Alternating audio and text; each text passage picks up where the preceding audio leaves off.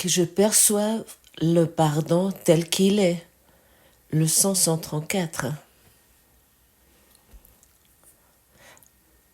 Avant que nous commençons sur cette leçon, j'aimerais dire, rappelle-toi, tout ce que tu vois ici est un rêve, c'est une illusion.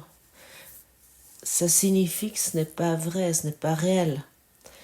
Et sur cette base, nous pouvons lire cette leçon, nous pouvons entendre, nous pouvons écouter.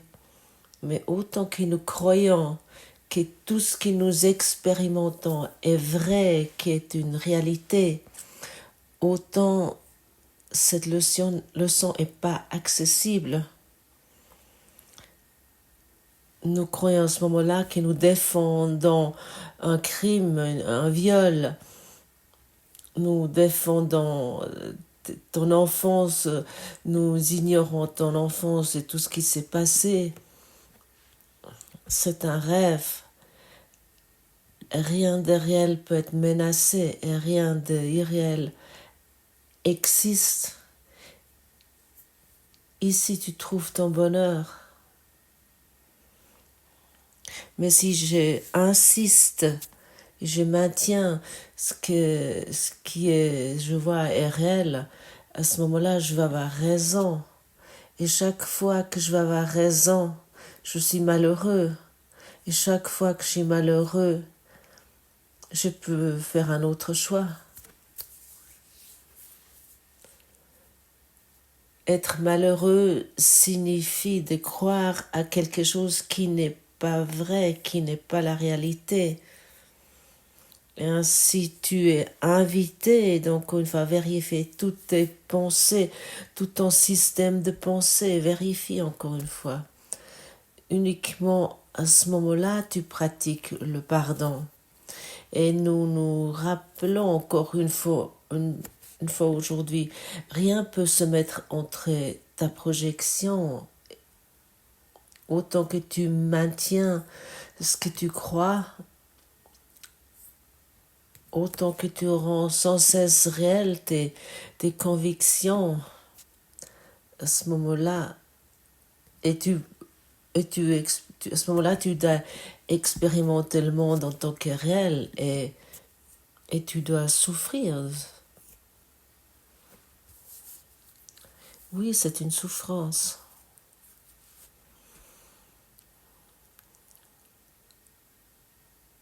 La perception physique inclut la souffrance. Et ça, nous devons vraiment comprendre. Peu importe dans quelle phase de vie tu te trouves, autant que nous abandonnons pas notre vouloir avoir raison, autant que nous sommes malheureux.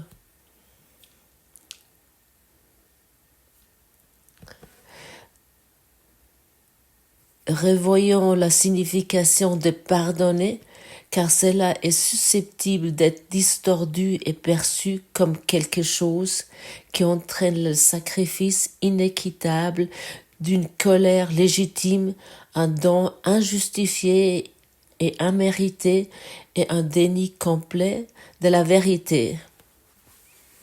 De ce point de vue, le pardon doit être considéré comme une simple folie excentrique et ce cours doit, semble faire reposer le salut sur un caprice.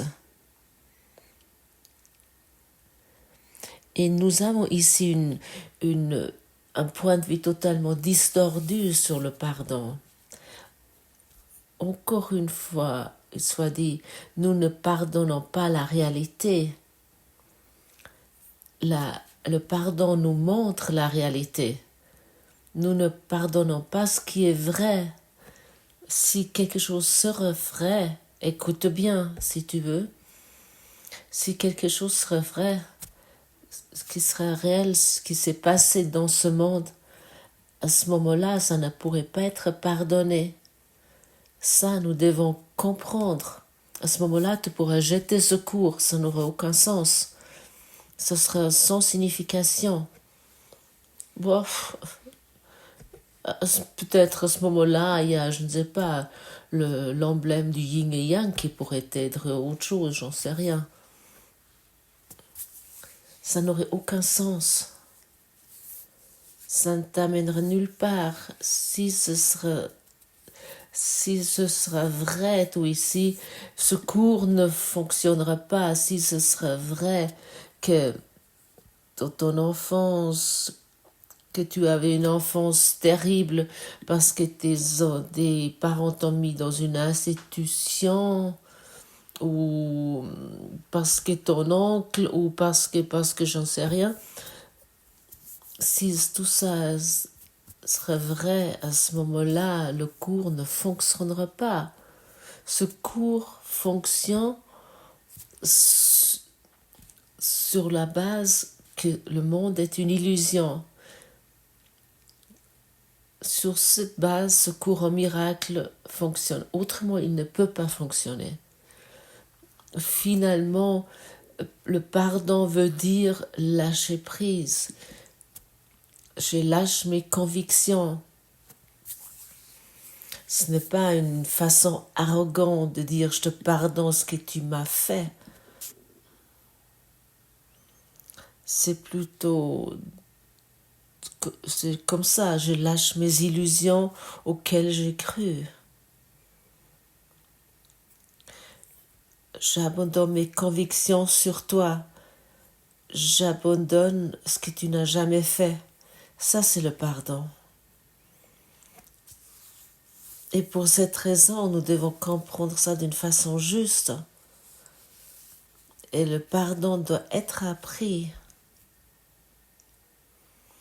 Peu importe au quel point de ton existence tu te trouves, le pardon doit être appris pour arriver au point que ça ne s'est jamais passé.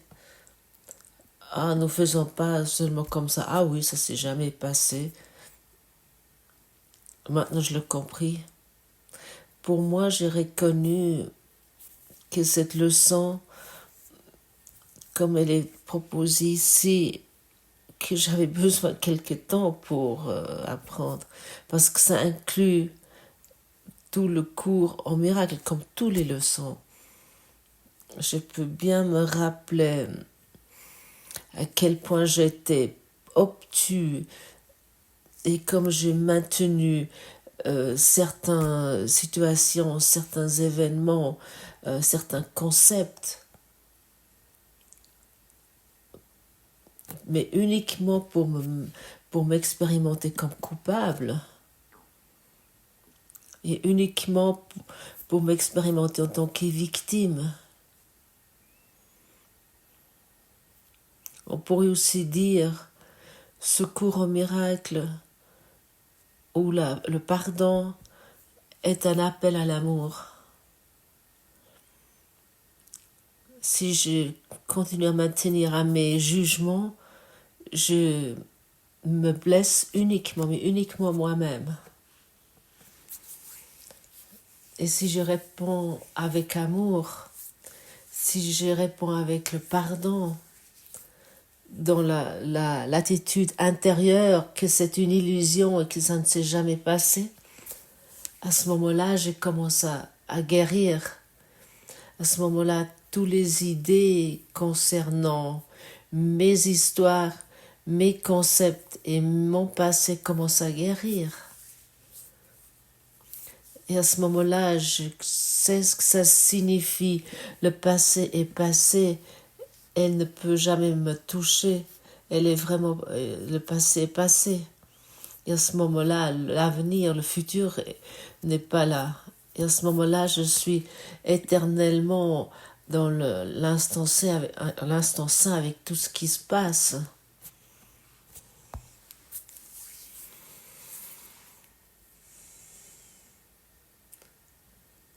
Parce que je regarde avec un esprit non-dual sur ce monde.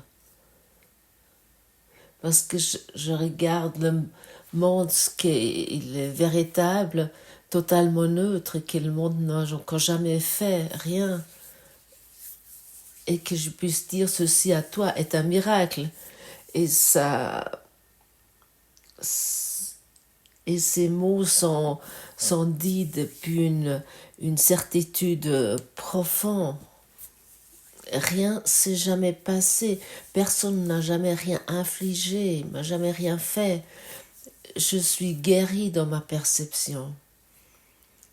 Le passé est vraiment passé, il est terminé, il n'a plus d'influence sur ma façon de penser, sur mes pensées.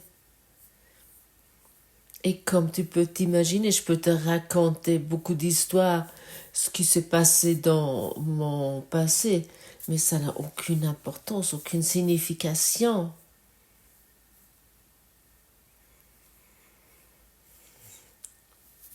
Et si ça n'a plus de signification, à ce moment-là, je me trouve dans l'existence de l'amour. Et à ce moment-là, je peux répondre avec compréhension et amour. Et si je te réponds avec amour et compréhension, toi, tu vas te rappeler également ce que tu es en vérité, l'amour. Rien d'autre que l'amour. Et toutes les pensées attaquantes n'ont plus pouvoir, nous leur donnons plus le pouvoir sur nous. Nous donnons uniquement que le pouvoir à l'esprit christique et rien d'autre. C'est lui qui commence à se manifester, cet esprit de Christ.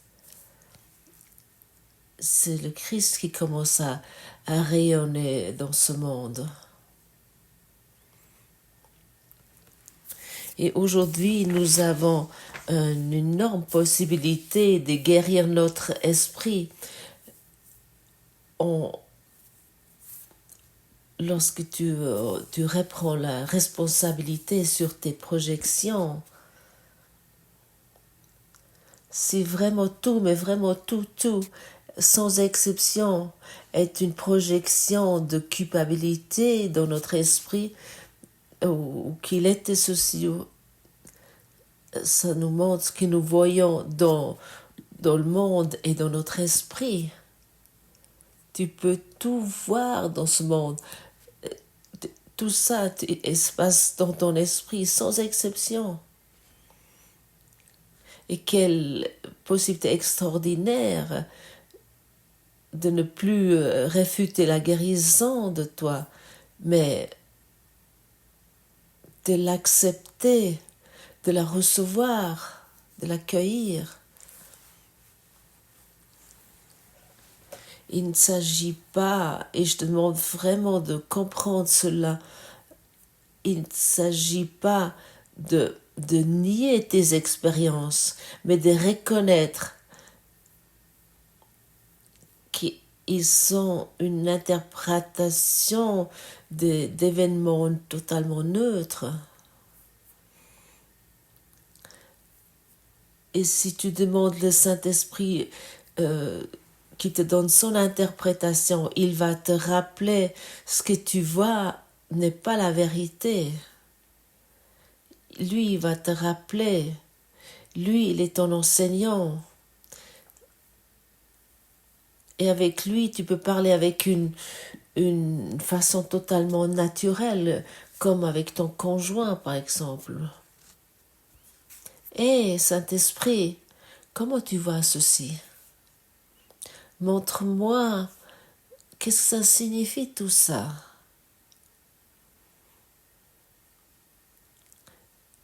Tout n'est qu'un rêve. Mais si tu as envie, tu peux te plaindre comment tu te fais traiter par d'autres personnes. Tu peux discuter avec un ami là-dessus, que ton épouse, ta femme t'a quitté, ou toi en tant que femme, tu discutes avec une copine que ton mari t'a trahi. Tu sais ce que tu fais lorsque tu fais ça? Tu aimerais que les autres qu'ils se comportent d'une façon désagréable, qu'ils te menacent, qu'ils te hurlent dessus, qu'ils te trahissent.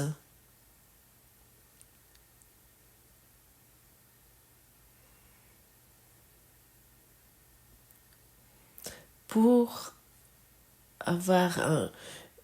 pour pouvoir justifier pour ta situation et pour que tu puisses te sentir en tant que victime.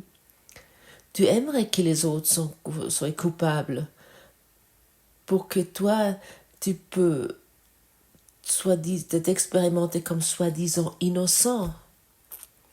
Et secrètement, tu espères que Dieu, et t'aimerais que Dieu les punisse au lieu de toi, pour qu'ils punissent les autres et pas toi. Est-ce que ce n'est pas ridicule? À propos, ça c'est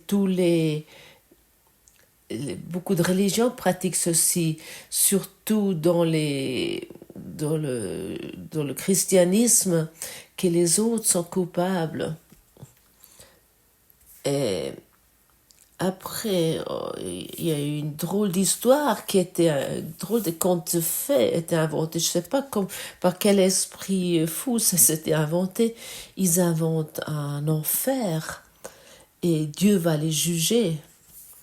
Et ils ne constatent pas que notre esprit de culpabilité les maintient dans leur propre enfer. Ils ne le constatent pas. Et pour cette raison, ce courant miracle, depuis leur point de vue, est considéré comme une œuvre du mal. Et pour cette raison, ils crucifieront encore Jésus. Parce que Jésus leur dirait, il n'y a pas de culpabilité, il n'y a pas de péché.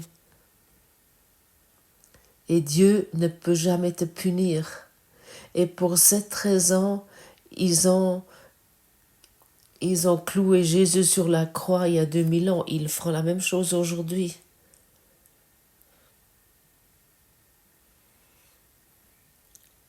Quelle histoire!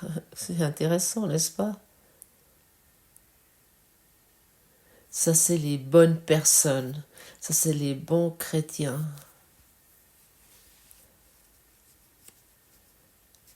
Heureusement, je ne suis pas un chrétien, mais je suis le Christ.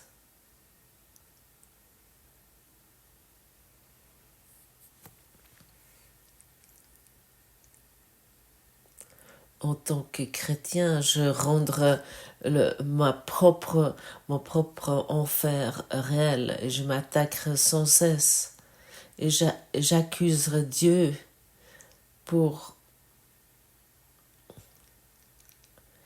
mon histoire non résolue. Ouais. Combien de temps t'aimerais encore accuser le monde? Combien de temps t'aimerais encore voir la culpabilité l'adore?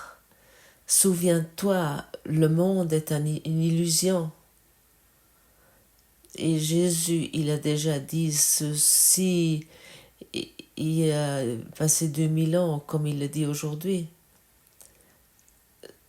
Ce enseignement qu'il a commencé à passer 2000 ans et qu'il a manifesté, elle est encore valable aujourd'hui.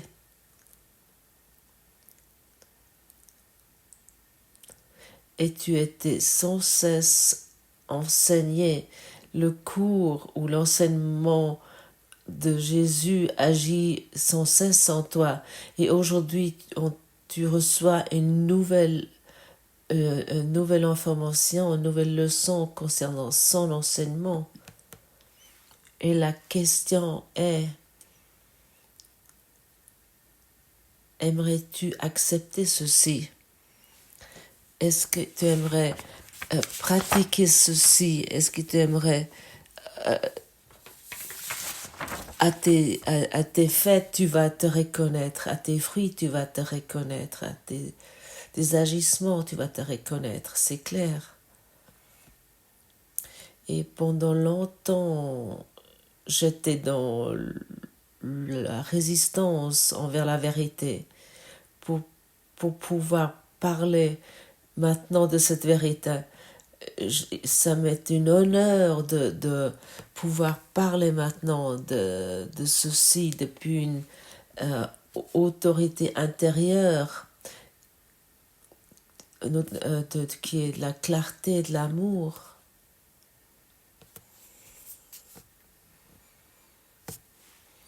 Parce que la culpabilité dans mon esprit commence totalement à se guérir. Parce que je reconnais clairement lorsque je pointe avec mon doigt vers toi et lorsque je suis le juge.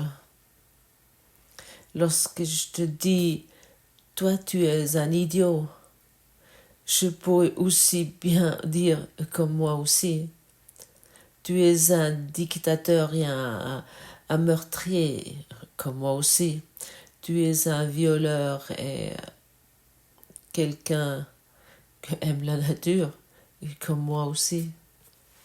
Je pourrais dire tout ceci. Souviens-toi qu'il y a 3 doigts sont toujours tournés vers toi lorsque tu pointes avec un vers quelqu'un d'autre. Lorsque tu accuses quelqu'un, c'est comme toi aussi. Comme toi aussi, oui. C'est une leçon, un exercice magnifique. Par exemple, celui-là est trop gros, il a pris du poids, comme moi aussi. Celui-là, il se comportait mal, comme moi aussi.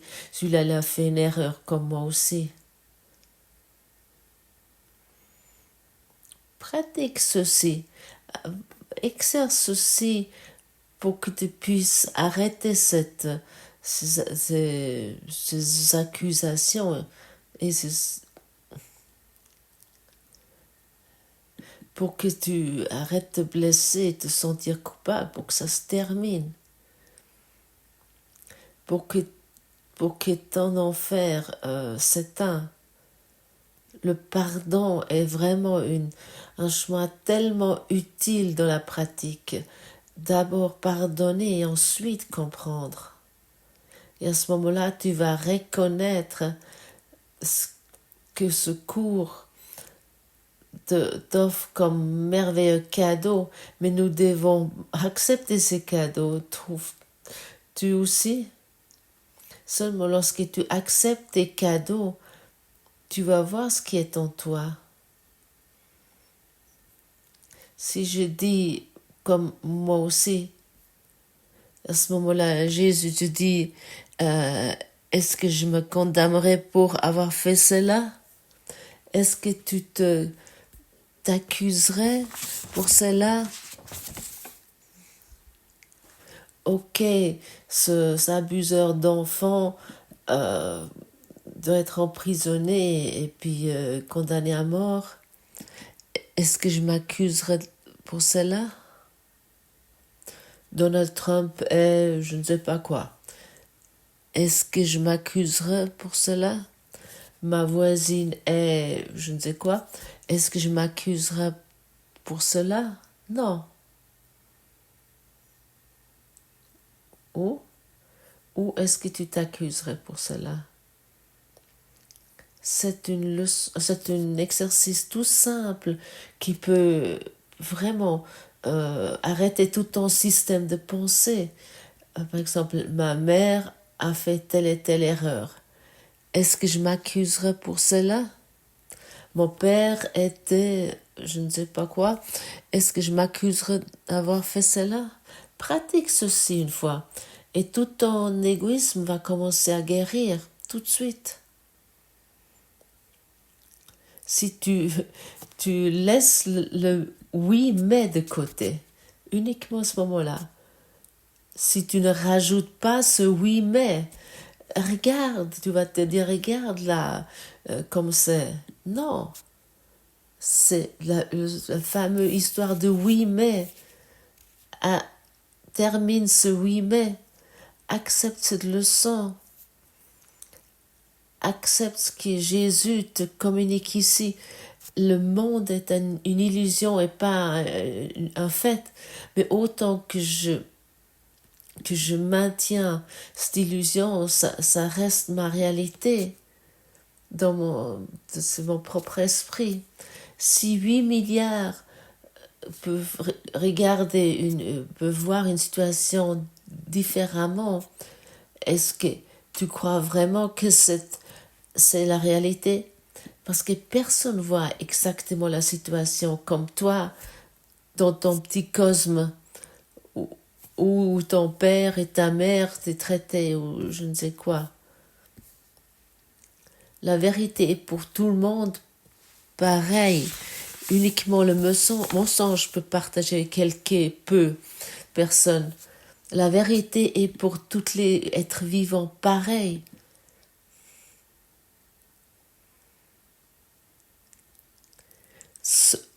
Seulement, mon histoire, je peux la partager avec un ou deux amis. Est-ce que nous ne devrons pas commencer à nous réveiller gentiment et de constater à quel point nous nous sommes comportés d'une façon ridicule? Pose-toi une fois la question sur n'importe quelle situation, peu importe ce qui se passe. Pose-toi maintenant la question, est-ce que je m'accuserai d'avoir fait cela? Non, tu ne t'accuseras pas de cela. Alors pourquoi tu accuses quelqu'un d'autre? Le monde est une projection. Et tu ne veux pas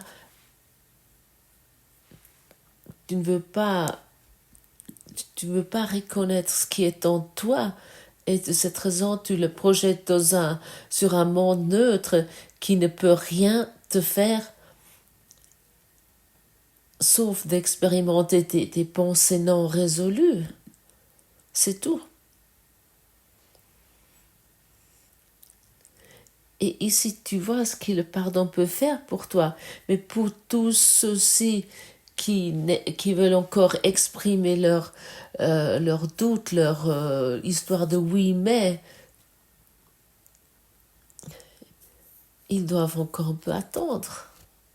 Moi, j'ai plus envie d'attendre. Je fixe maintenant le moment de mon salut, de ma rédemption.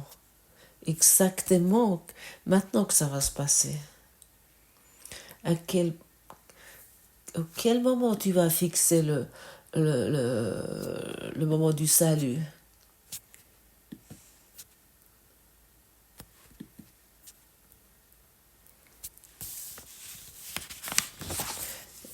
Que je perçois le pardon tel qu'il est. Puis choisis un frère comme il te dirigera et catalogue ses péchés un par un au fur et à mesure qu'il te traverse l'esprit. Assure-toi de ne t'attarder sur aucun d'entre eux, mais rends-toi compte que tu utilises ces offenses uniquement pour sauver le monde de toutes les idées des péchés. Considère brièvement toutes les mauvaises choses que tu as pensées de lui et demande-toi à chaque fois, est-ce que je me condamnerai pour avoir fait cela? Quelle magnifique leçon, quel merveilleux exercice. Aujourd'hui, est ta journée de libération. Aujourd'hui, c'est ta première journée. Cette journée, tu n'as encore jamais vécu. Cette minute, cette heure, cet instant, tu n'as encore jamais vécu. Et tu te trouves maintenant dans un commencement, dans un nouveau commencement. Pratique ceci comme un commencement. Pratique ça comme un petit bébé qui regarde avec étonnement dans ce monde. Et je me condamnerai jamais pour avoir fait cela. Laisse-le être libéré de toutes les pensées que tu as eues de péché en lui. Et maintenant, tu es préparé pour la liberté. Et ici, j'aimerais encore te dire, inclus également Dieu. Regarde ce ce que tu as mis dans tes pensées sur Dieu. Et pose-toi la question, est-ce que je me condamnerais pour avoir fait cela? Bien, naturellement pas. Mais tu vas être étonné combien de pensées tu as pu projeter sur Dieu. Et un Dieu d'une telle façon, nous devons nous cacher. Pardonne Dieu. Pardonne à Dieu ce qu'il ne t'a pas fait. Pardonne au monde ce qu'il ne t'a pas fait. Pardonne à chacun qui traverse ton esprit pour ce qu'il ne t'a pas fait. Et à ce moment-là, tu es préparé pour la liberté. Tu vas te sentir beaucoup plus léger. Tu vas être plus heureux. Tu vas être élevé. Et tu vas guérir dans ton esprit. Merci. Merci pour ta guérison. Merci pour ta liberté que tu offres aujourd'hui au monde.